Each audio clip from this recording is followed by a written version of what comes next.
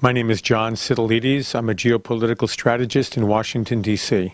The Syria civil war, or civil wars, actually, because there are so many different factions fighting amongst themselves. It's not simply the Assad regime fighting against the opposition, which is the way this all started in 2011, has become enormously more complicated because of the involvement of countries such as Iran since the beginning, and especially Russia over the last 3 years.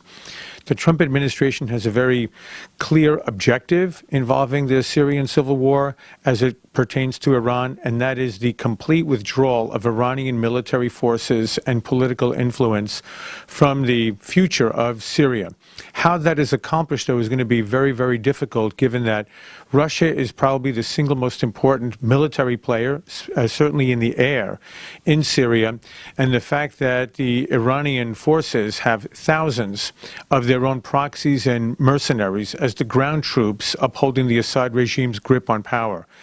So I think one of the things that President Trump will be discussing with President Putin in Helsinki is how they can work together to try to stabilize Syria, to bring about the best possible outcome there while moving Iranian forces out of the country to advance Russia's own interests, not as a favor to the United States or to any of the other factions in the country, but because Russia's long-term interests in the Middle East will be advanced by containing Iranian power and minimizing its influence in the Middle East as much as possible.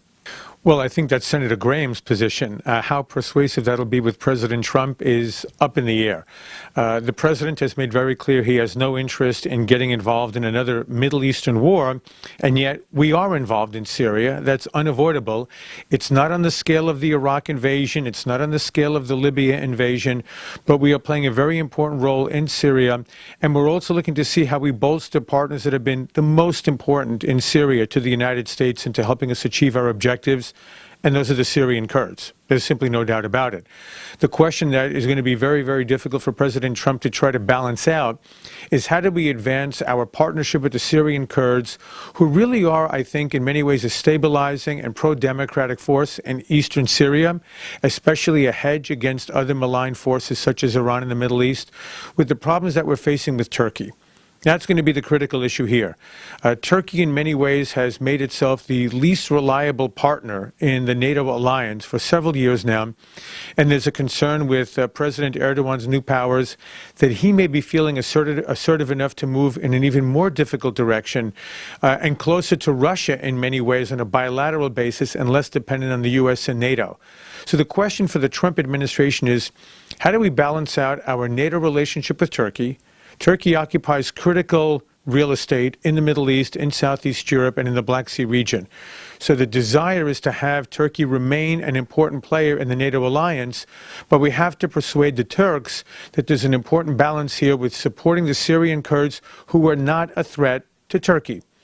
And how do we persuade Erdogan to understand our position there? That's going to be one of the most difficult issues for President Trump to deal with in addressing the Syrian Kurds, the Syrian civil war, and our relationship with Turkey in the years to come.